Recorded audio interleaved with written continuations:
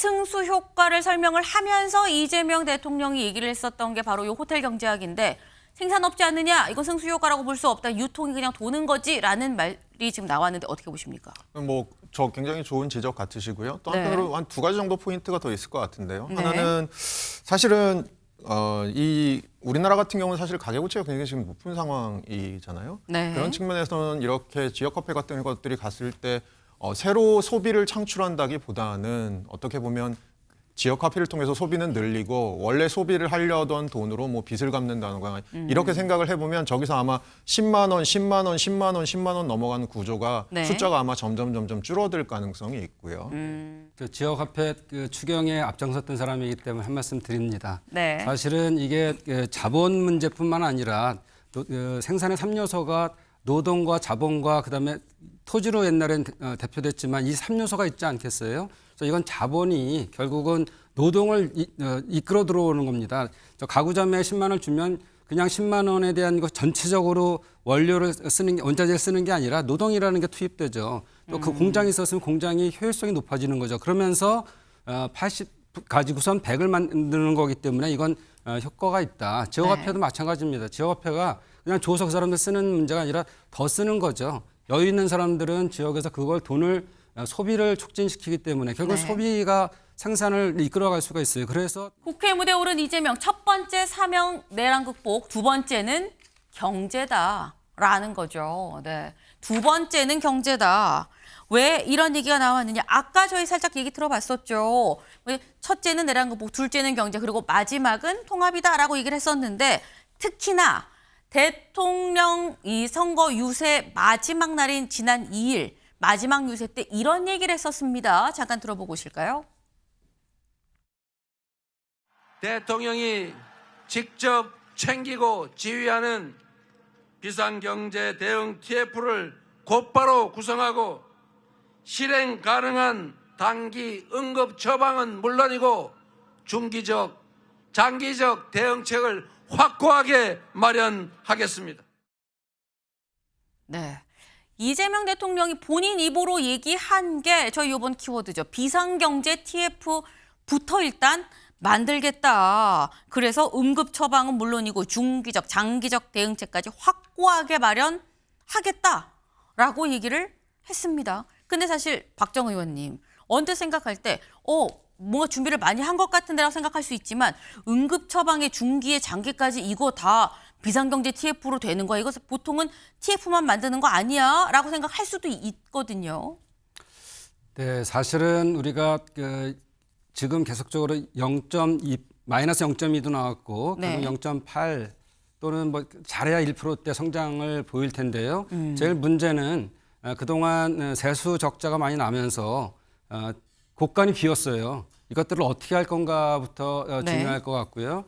그다음에 당장 지금 소상공인 자영업자들이 너무 어려워하는데 추경을 바로 할 겁니다. 네. 지난번에 저희가 크게 그 당시 여당하고 힘겨루지 안 한 이유가 이번엔 시기적으로 급하기 때문에 빨리 하고 우리가 정권을 가져오게 되면 2차 추경을 하자 이렇게 했어요. 그 2차 추경을 통해서 해야 될 일들이 우리 소상공인 자영업자들을 위한 뭐 지역화폐를 더 발행한다든지 이런 것들도 중요하고 또 중금리 은행을 하나 만들어서 대출하고 해주고 이런 것들도 중요하지만 또 한 가지는 당장 다른 나라와의 경쟁에서 지금 뒤처지고 있다. 특히 AI나 바이오 메디컬 헬스 이런 것들에 대해서의 지금 중국의 도전, 중국의 성장 또는 미국의 지금 다른 나라를 견제하는 이런 것들을 봤을 때 굉장히 급한 상황이거든요. 네. 그래서 이 부분에 대한 것들을 전체 플랜을 짜는 게 필요하다.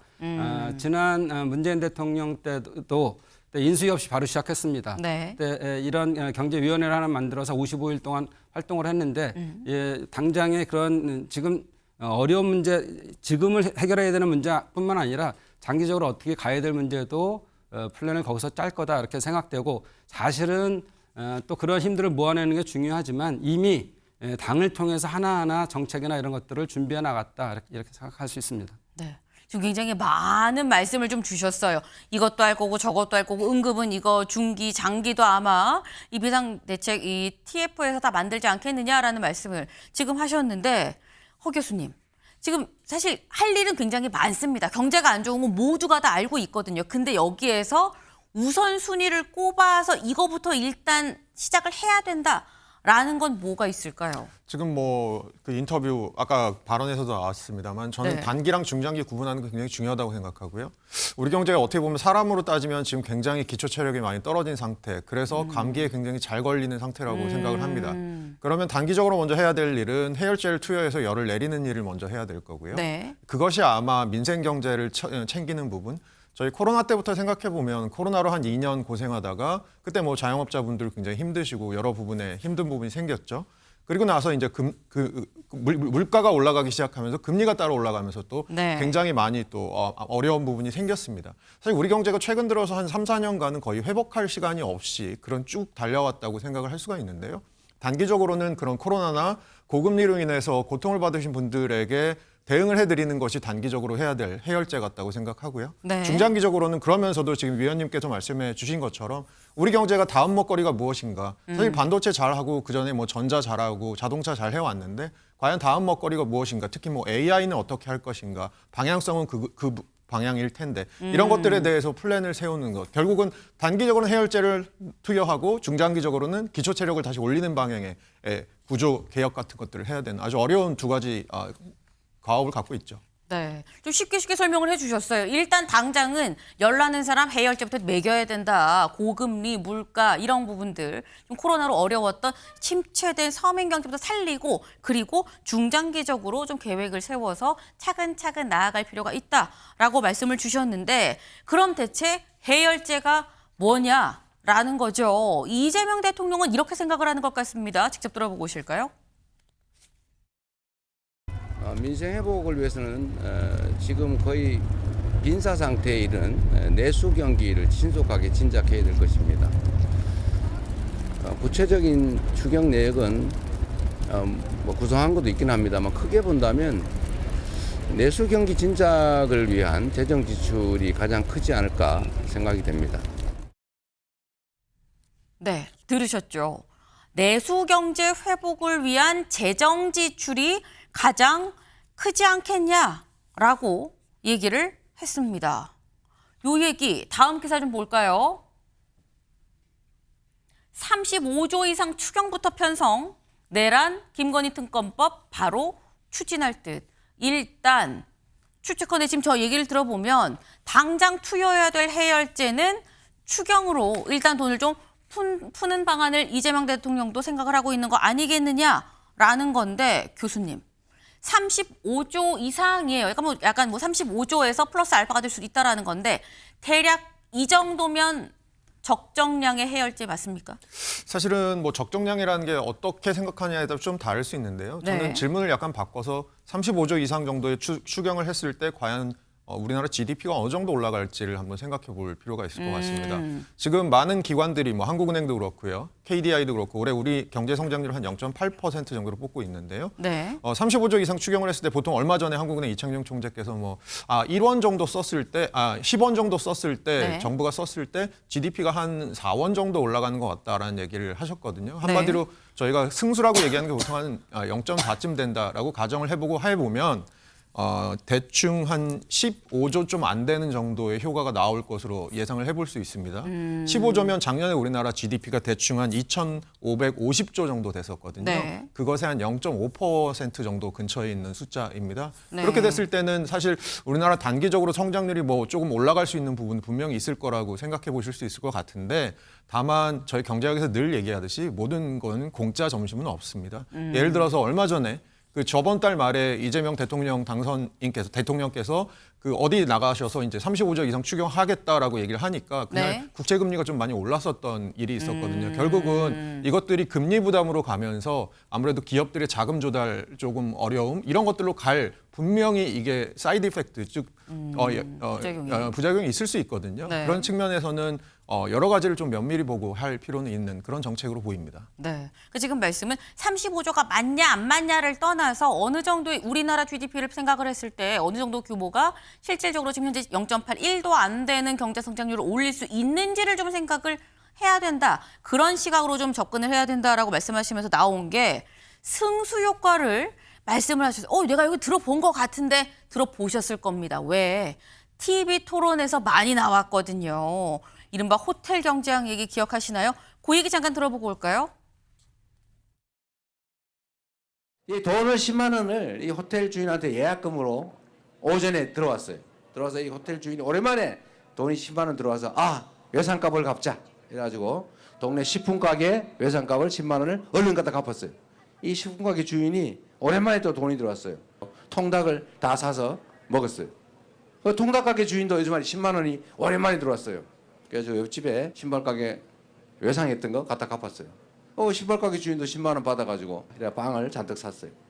빵 가게 주인이 외상으로 호텔값 못 줬던 거 10만 원 줬습니다. 그런데 좀 이따가 이 여행객이 우리 여행 일정이 바뀌었어요. 미안합니다. 그 돈 돌려주세요. 그 돈 받아 갔어요. 이 동네에 들어온 돈은 아무것도 없는데 그런데 동네에 어쨌든 거래가 쫙 일어난 거죠. 이게 경제죠. 네. 이재명 대통령 지금 이 지원 유세를 다니면서 했었던 군산에서 했었던 얘기로 좀 기억을 하는데 저 얘기가 촉발이 돼서 3번의 TV 토론 1차, 2차, 3차 TV 토론 모두에 등장을 했었던 게 바로 이른바 호텔 경제학이었습니다. 이 얘기인 거죠. 지금 이재명 이 대통령이 집에 얘기를 했어요. 먼저 호텔에서 한 여행객이 저 예약할게요 하고 10만 원을 줍니다. 그럼 이 호텔에서 10만 원을 먼저 받아서 그럼 이거 침대 좀 사야겠구나 하고 가구점에 돈을 주고 침대를 사요. 그럼 돈이 가구점으로 왔는데 가구점은 앞서서 이 가구점은 치킨이 먹고 싶네. 그래서 치킨집에 치킨을 10만 원 또 이 돈을 주고 주문을 합니다. 근데 치킨집은 곁에 있는 문방구에서 또 물건을 한 10만 원어치를 또 사요. 돈은 문방구까지 갔죠. 그런데 알고 보니까 문방구가 호텔에서 10만 원을 빌렸었더라. 그래서 이 돈을 갚느라고 10만 원 호텔에 줬다라는 겁니다. 근데 호텔로 다시 간 돈, 이 돈 근데 여행객이 이 머무르지 못할 것 같아요. 여행 좀 취소됐어요라고 취소를 하고 돈이 다시 10만 원이 빠져 나갔다. 그렇다면 어쨌거나 돈이 돌고 이게 다 승수효과 아니겠느냐라는 얘기가 그때 나왔었죠. 근데 여기에 대해서 최수영 위원님, 국민의힘에서는 했었던 얘기가 이거는 사실 승수효과라고 볼 수 없는 거 아니냐. 취소를 했는데 그럼 돈이 어디로 갔다는 얘기냐. 뭐 이런 얘기가 그때 나왔었거든요. 그러니까 생산이 빠졌잖아요. 생산이 빠진 유통이라는 게 네. 생산이 빠진 일종의 그 경제 말하자면 사이클이라는 게 얼마나 많은 그 효과가 있겠습니까? 그러니까 제가 보기에 저것은 이제 유통의 선순환을 이야기한 거지 실제로 네. 생산이라는 가장 중요한 축이 빠진 것에서 저거는 낙수 효과도 아닌 것이고 그러니까 저거는 사실상 어찌 보면은 피돌기, 이른바 그 자금의 피돌기를 얘기한 것은 뭐 그걸 하나 이제 뭐 사례로 들 수는 있겠으나 본질적 경제는 아니다. 왜냐하면 생산이 빠진 경제가 어떻게 경제입니까? 그거는 사실상 펀더멘탈이 없는 경제죠. 그런 측면에서 저 이번 토론에서는 가장 그 논란이 됐지만 네. 저는 이재명 대통령이 이런 부분은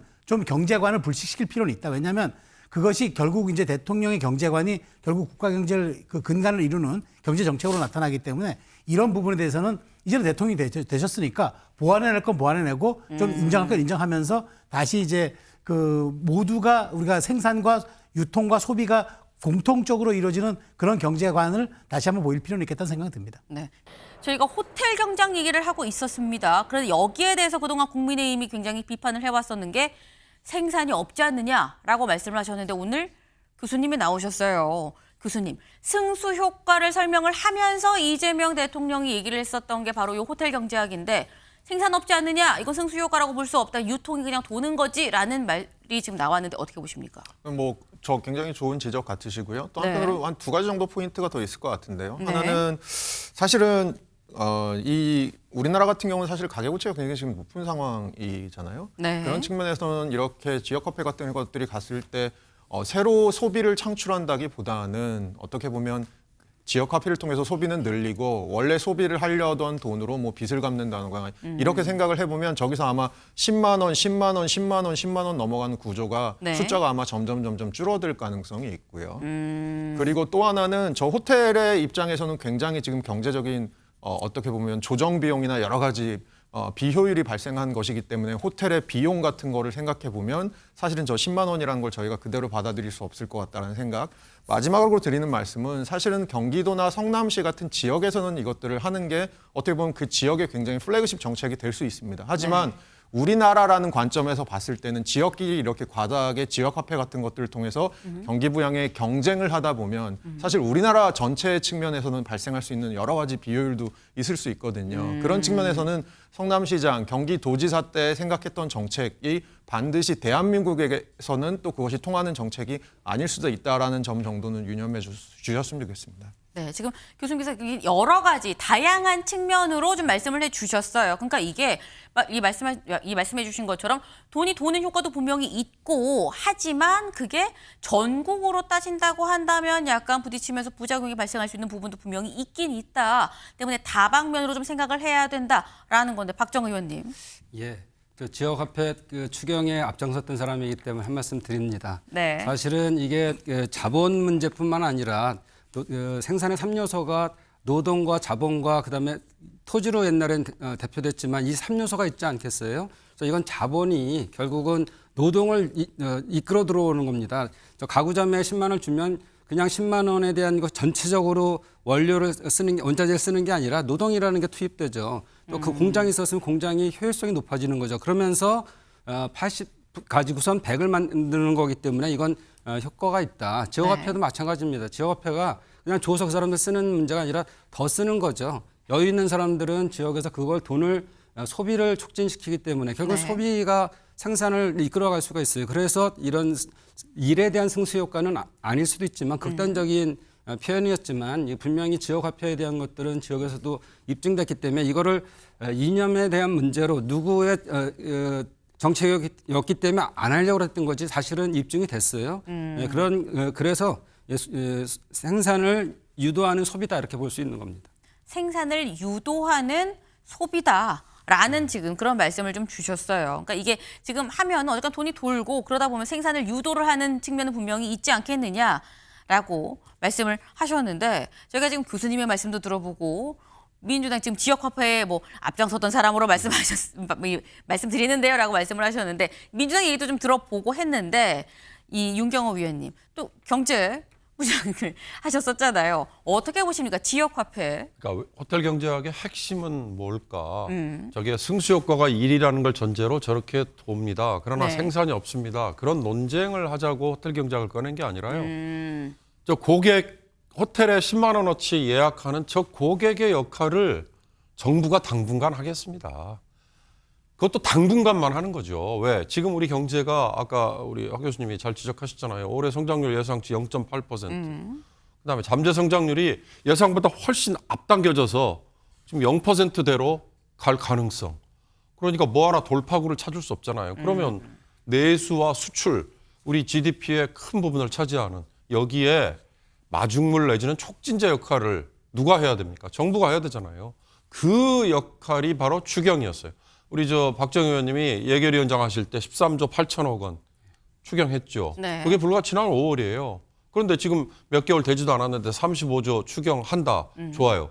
항상 추경 때마다 이 돈이 제때 그리고 조기에 집행이 되느냐 이게 중요해요.